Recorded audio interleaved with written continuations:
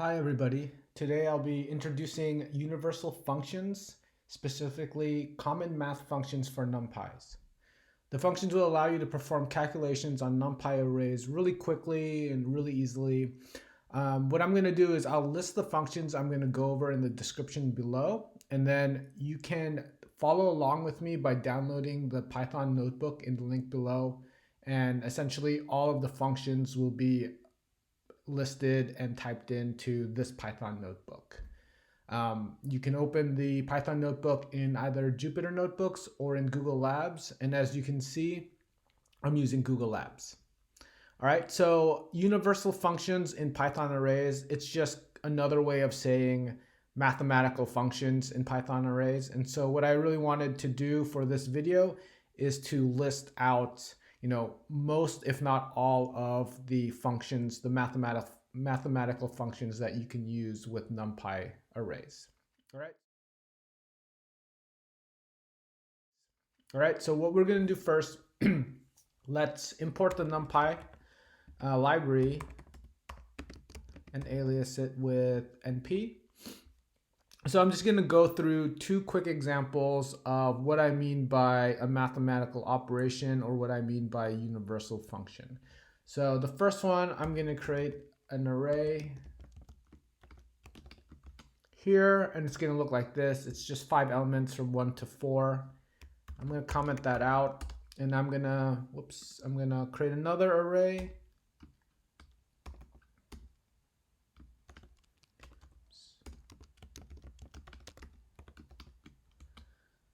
And it's another similar array, but it's starting at 1 and ending at 5, right?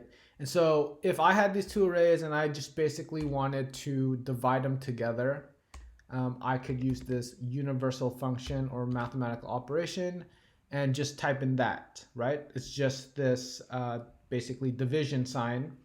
And as you can see, it's going element by element, position by position, and making that division. So 0 divided by 1 and 1 divided by 2.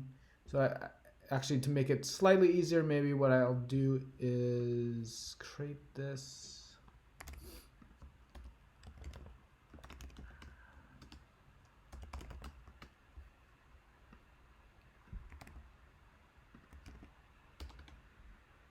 So now you can see how it divides. So it's 0 divided by 1, 1 divided by 2, 2 divided by 3 is 0.66, 3 divided by 4 is 0.75, and so on.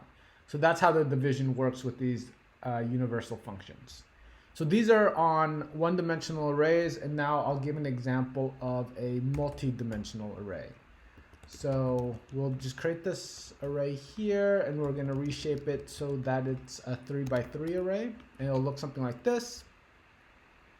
I'm going to save it into a variable called x. And so what I want is for x to, and all the values in x to be the exponent of my base. So I'm just going to do this. Double asterisk means like take the exponent of, and I'm going to now do this, use x to be the exponent. So I'm going to print this out, and what's going to happen is the second line is also going to be printed out. Whoops, that's not what I want, sorry. So I have this x right here, x variable here, which are the exponents, and as you can see, if you take 2 to the exponent of 0 to the power of 0, it's 1.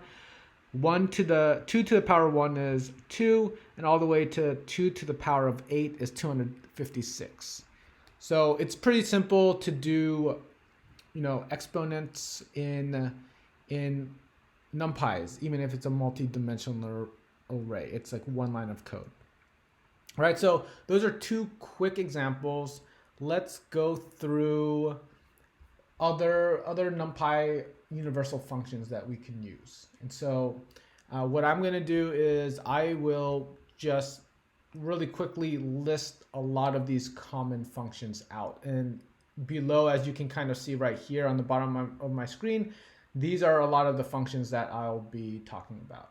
All right, so let's very quickly create a NumPy array. And as you can see, it is 0 to 3. And if I want to take an addition,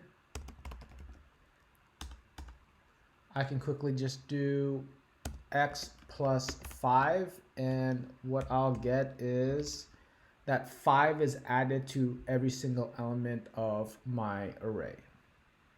All right, and then if I wanted to do a subtraction, same thing, x minus 5,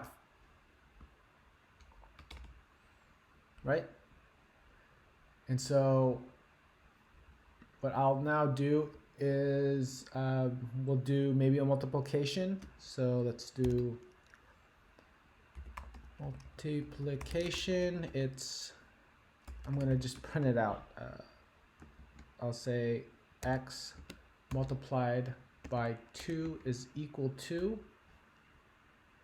and then I'll do a comma, and I'll do what the actual math is, which is that, right? And then I'll also do not just multiplication, but we can do division. We'll do print x divided by 2 is equal to, and then x divided by 2 here. And then the last one I have on my list is a floor division. Floor division is essentially rounding down if you have a remainder. So it'll be obvious once I execute on this function. So print x double division sign.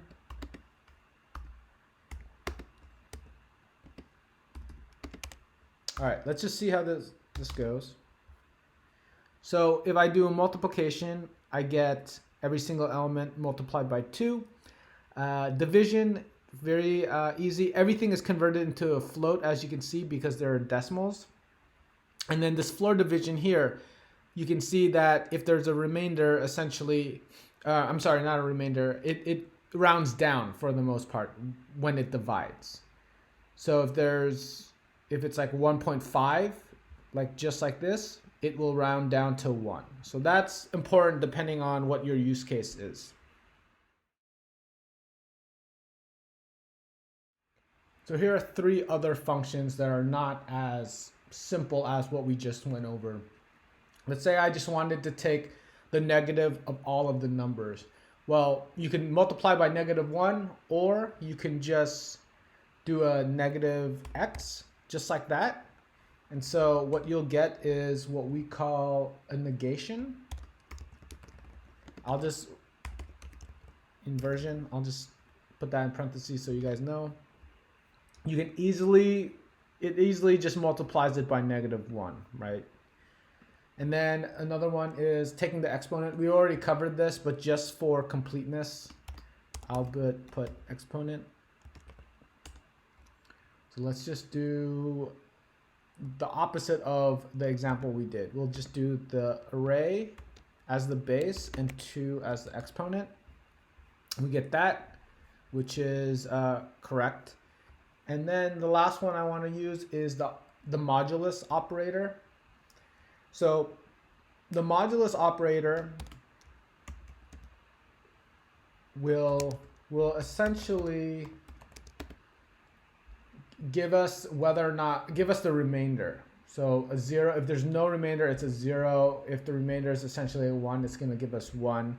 So if I print out x and then use the modulus operator, 2, so divide basically by 2, let's see what I get. I get 0, 1, 0, 1. And if I take a look at the original array x, we basically have 0 divided by 0.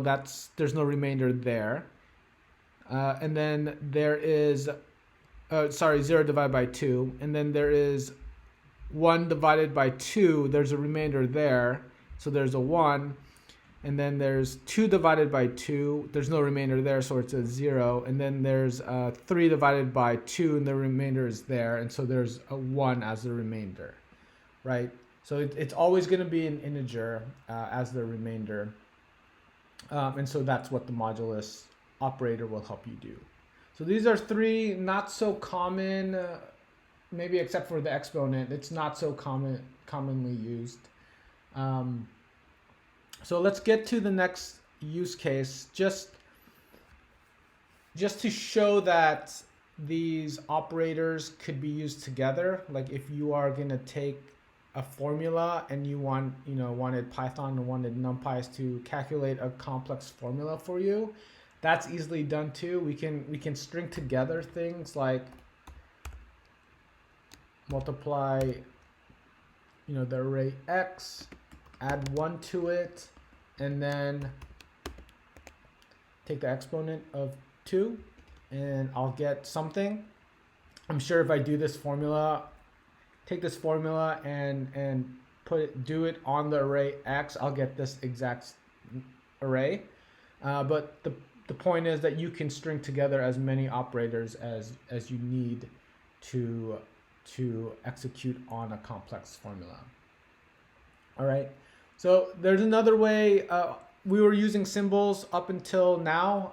There are actual wrappers, actual functions that we could use that are equivalent. So like for addition, for example, you can do x plus 2, or you can do np add, and then inside that add function you do x2, which will give you the same thing as x plus 2, right? This is a little longer. There's more characters to type out, and so I don't really use it as much, but you can if you want. And so there's a list of tables, or a list of functions right here in this table that will tell you what the operator is, what the symbol is, and what the actual equivalent function actually is too. So you can choose which one you want to use. All right, so now going down to other operators, let's just discuss functions that take the absolute value. So there are several ways to take the absolute value of an array. You could use Python's native function, which is absolute. So let's actually create a function real quick, or let's create an array. What if we wanted something like, because we're going to be testing absolute functions, let's do negative numbers here. All right, so let's test that out. It works. That gives me the array I want. I'm going to save this into a variable x, and so we could use the Python built-in absolute value function, which is just absolute, and put x in there, and we get basically absolute numbers, right? It's all positive. That's relatively simple. NumPy has something very similar. We can use absolute, get the same thing. We can alias it also and use the shortened shorthand version, which is ABS, and we get the same thing. So you could either use Python's built-in function, or you can use the NumPy.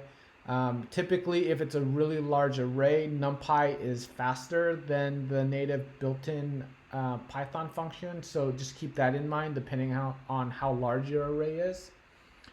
And then one other thing is we can handle complex data. So the imaginary numbers. So if we create an array with complex numbers, so let's just create an array with that. Let's just do maybe 4 elements would be fine. All right, so if I execute that, I built an array with complex numbers. I'm going to save it to x, and then what I'm going to do is take the absolute value of the complex numbers, and I'm going to use the NumPy version. And because I'm taking the absolute value, it actually will, of a complex numbers, it will turn it into integers or real numbers, right? And you can see that here.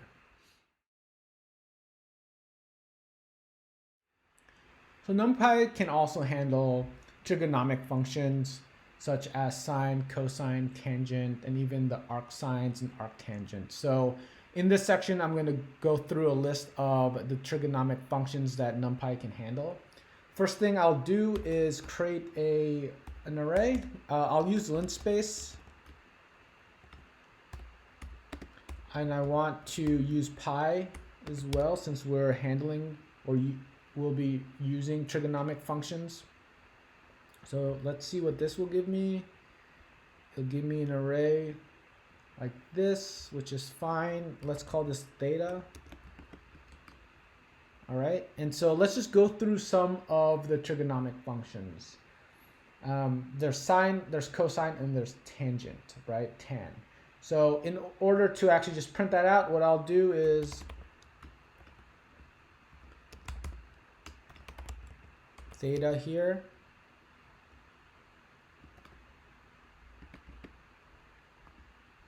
And really, all I really want to do is to call this function. It's pretty simple.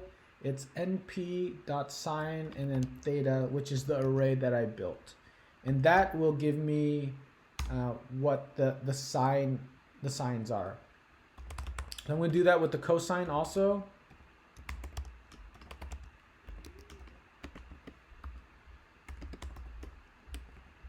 It's really just COS. And then what I'll do, actually, I will abbreviate that. And the last one is tangent, right? So it's tan theta.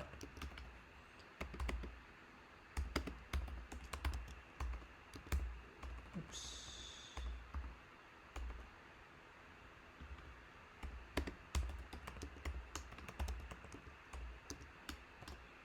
All right, let's see what I get.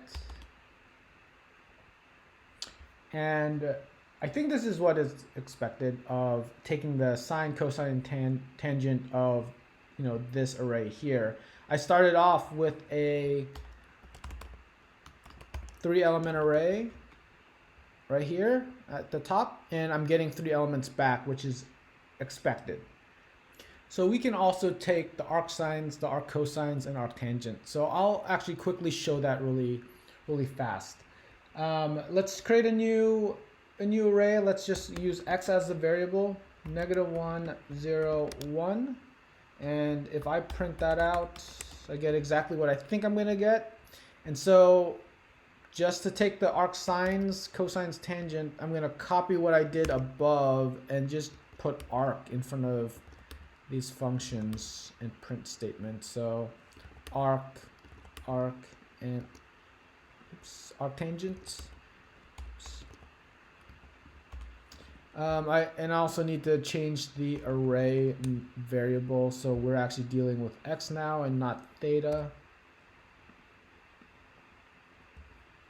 I'll actually modify the print statement as well. All right, and so if I print that out or execute that line of code, I get what I think I should be getting, which is the arcsines, arccosines, and arctangent of these arrays, right? Really simple and really fast.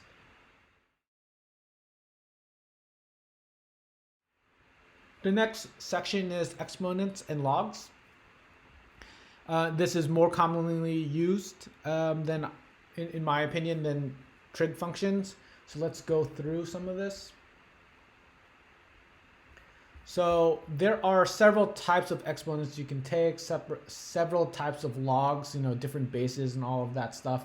So, NumPy makes it pretty easy to use a lot of these different exponents and different logs. So I'm going to go through, as not too many of them, but I'll go through a good number of them so you can see like how many different types there really are. Right, so if I'm going to I will create a new array or a new Python list. Let's just print that out or save that to X. It's going to be a list that's 1, 2, and 3. What I can do is I will print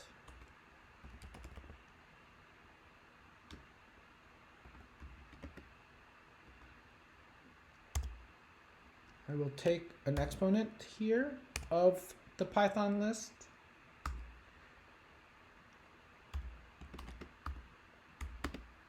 And use np-exp here. And then what I'm going to do is just put in the Python list right there. All right. So I won't print that out yet because I have a few more to type out. We can also do any number we want and take 2 and use x as the exponents. So let's see what that will look like if I take the exponent 2. And then if I actually just say I wanted to do 3 as the base and take the and use x as the exponents, I could also do that. Power.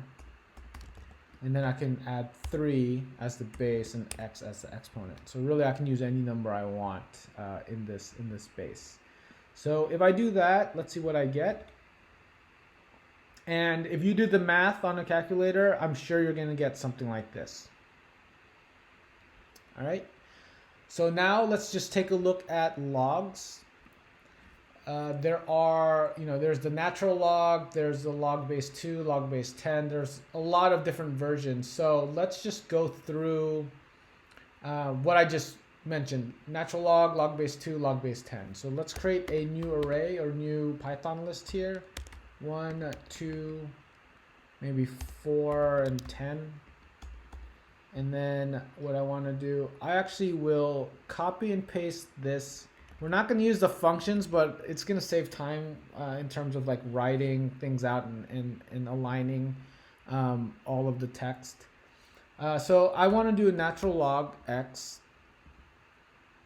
It's gonna be more like this. So I'm gonna call the NumPy library and take just the log, and that will give me the natural log. And then if I wanted to take a log base 2 like this, that's pretty easy. I will just take a log 2 of x. And then last one is log base 10. That's also relatively easy to take log 10, right? And so if I execute on that, I get what I think I'm supposed to get.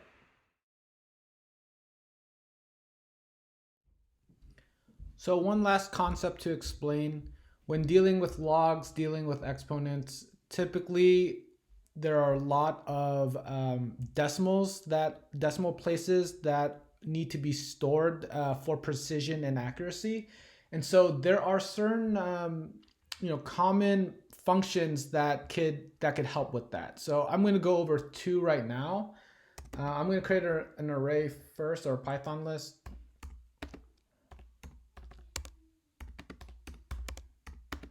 So just a 4-element, one-dimensional list here.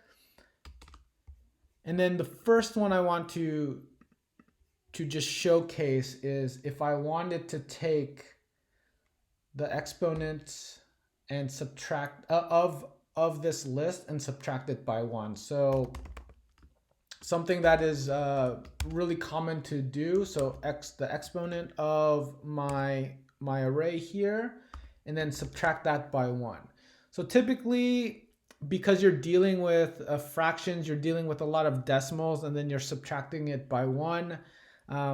There's going to be a lot of decimals that need to be stored, and sometimes you need to be really precise. Like if you are running a for loop, or if you are iterating through a lot of other mathematical operations, it can quickly become really not very accurate as you are multiplying or taking exponents after this operation is finished. So in order to maintain the precision, we could use a NumPy function, and this equivalent function of taking the exponent and subtracting it by 1 is expm1, and then the list or array here, and that will give you basically this operation here, but it'll try to maintain the precision as much as possible. And you get something like this. All right, and so the next one is a log, a common log operation. So a lot of times you want to take, add 1 to the value, or add 1 to the array. And so you might do an operation like this. The Python equivalent to that is log 1p and adding x in here. And then you're able to maintain the precision as much as possible. All right, so that's really quickly just what I wanted to show.